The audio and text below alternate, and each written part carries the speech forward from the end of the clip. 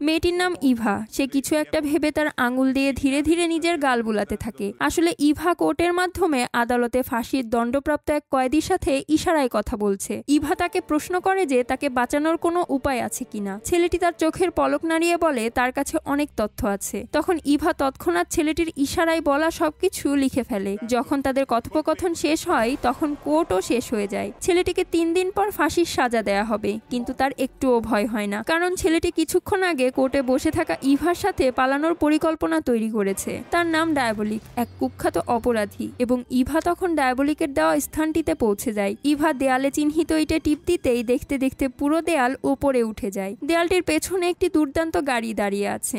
গাড়িতে উঠে ইভা দ্রুত পরবর্তী স্থানটির উদ্দেশ্যে রওনা হয়। ইভা 37 কিলোমিটার সাইন দেখেই গাড়ি থামায়। হঠাৎ পাহাড়ের একটি অংশ দরজায় পরিণত হয়ে ধীরে ধীরে খুলতে শুরু করে। গাড়ি নিয়ে ভিতরে প্রবেশ করার পর দেখে সেখানে দৃশ্য সম্পূর্ণ আলাদা। ইভা তখন একটি নিরাপত্তা কোড দিতেই একটি আলমারি নিজে নিজে বাইরে বের হয়ে আসে। তার ভিতরে আছে টাকা পয়সার বান্ডেল এবং রঙিন ওষুধের বোতল। ইভা তখন হলুদ বোতলটি তুলে নেয়, যেটা ডায়াবলিক বিশেষভাবে চেয়েছিল। তখন শুধু ইভার কাজ ডায়াবলিককে জেল থেকে মুক্ত করা, কিন্তু এর জন্য বিশেষ এক ব্যক্তির প্রয়োজন হয়। মন্ত্রী মশাই, যে একজন দুর্নীতিগ্রস্ত ব্যক্তি এবং সুন্দরী নারীদের পাগল, তিনি আগেই ইভার সৌন্দর্যের প্রেমে পড়েছিলেন এবং সবসময় তাকে পেতে চেয়েছিলেন। যখন তিনি দেখলেন যে ইভা নিজেই তার কাছে এসেছে, তখন তিনি আনন্দে দরজা বন্ধ করে দিলেন। ইভা মন্ত্রীকে বলে যে সে তার সততা পরীক্ষা করতে চায়। মন্ত্রী তৎক্ষণাৎ শপথ নিয়ে বলে যে তার জন্য তিনি আগুন এবং পানি পার হতে প্রস্তুত। ইভা একটু হেসে নিচ থেকে খবরের কাগজটি তুলে নেয়। সেখানে ডায়াবলিকের ফাঁসি হওয়ার খবর ছাপা ছিল।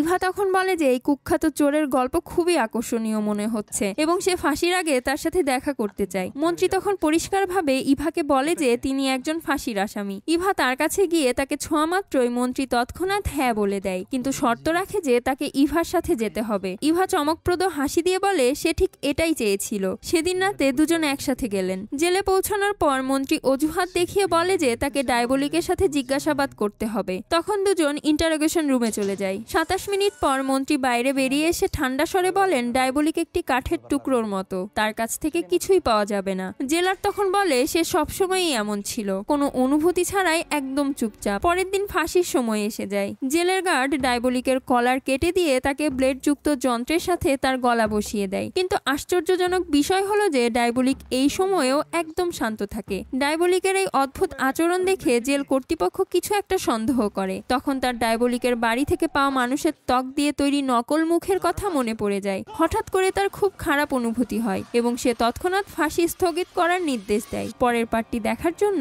Please subscribe.